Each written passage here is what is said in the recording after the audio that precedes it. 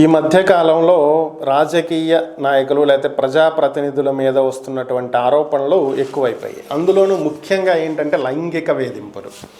ఎమ్మెల్యేలు కావచ్చు, ఎంపీలు కావచ్చు, మహిళల్ని లైంగికంగా వేధించారనో, లేదంటే అశ్లీల వీడియోలు చూపించారనో, లేకపోతే వాళ్లే చూశారనో, ఇలాంటి వీళ్ళకి సంబంధించినటువంటి రకరకాల వీడియోలు, విన్యాసాలు, ఆడియోలు కూడా బయటకు వస్తున్నటువంటి పరిస్థితి. ఇక ఇదే కోవలో ఇటీవల బయటకు వచ్చినటువంటి అంశం సత్యవేడు టీడీపీ ఎమ్మెల్యే ఆదిమూలంకి సంబంధించినటువంటి విషయం. సో ఈ కేసులో బాధితురాలుగా ఉన్నటువంటి ఆమె ఏకంగా హైదరాబాద్ వెళ్ళి తన భర్తతో హైదరాబాద్ ప్రెస్ క్లబ్లో మీటింగ్ పెట్టి మరీ మీడియా ముందు దీన్ని ప్రస్తావించడం జరిగింది. ఇది మన ఏపీ నుంచి తెలంగాణకు వెళ్ళి. సో ఓవరాల్గా దీనికి సంబంధించి వెంటనే ప్రభుత్వం స్పందించింది. టీడీపీ అధినేత చంద్రబాబు నాయుడు దీని మీద విచారణకు ఆదేశించారు. ఆదిమూలంను వెంటనే పార్టీ నుంచి సస్పెండ్ చేశారు.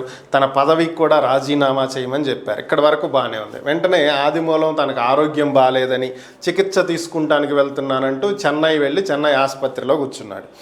సో దీన్ని విచారించాల్సినటువంటి నేపథ్యంలో ఏపీ పోలీసులు చెన్నై పోలీసులను ఆశ్రయించటం, సో చెన్నై పోలీసులు ఆయనకి వైద్య పరీక్షలు నిర్వహిస్తూ ఈ కేసులో ఆరోపణలు చేసినటువంటి మహిళ కూడా సహకరించాలని, కొన్ని మెడికల్ టెస్టులు చేయాల్సి ఉందని, చెన్నై రావాలని చెప్పి ఆమెను కోరటం జరిగింది.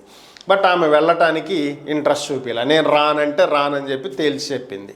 సో సీన్ కట్ చేస్తే ఇప్పుడు పరిస్థితి ఏంటంటే రిటర్న్లో ఈమె మీదే కేసు ఫైల్ అయిందంట. టీడీపీ మహిళా అధ్యక్షురాలిగా ఉన్నటువంటి ఆమె సత్యవేడులో. సో ఆమె మీద ఇప్పుడు లోకల్గా ఉన్నటువంటి దళితులు ఆగ్రహం వ్యక్తం చేస్తున్నారంట.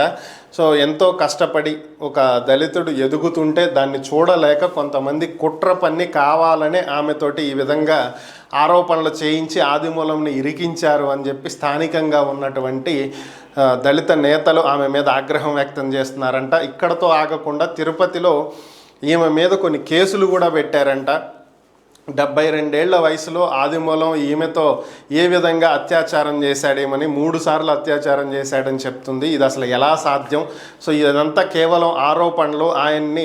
ఆయన పరువు దిగజార్చడానికి, రాజకీయంగా ఆయన ఎదగకుండా చూడటానికి చేస్తున్నటువంటి కుట్ర అని చెప్పి వీరంతా కూడా ఆమెను తిట్టడమే కాకుండా ఆమె మీదే రిటర్న్లో కేసులు పెట్టారంట. మరి చివరికి ఈ కేసు ఏ మలుపులు తిరుగుతుందో అర్థం కానటువంటి పరిస్థితి.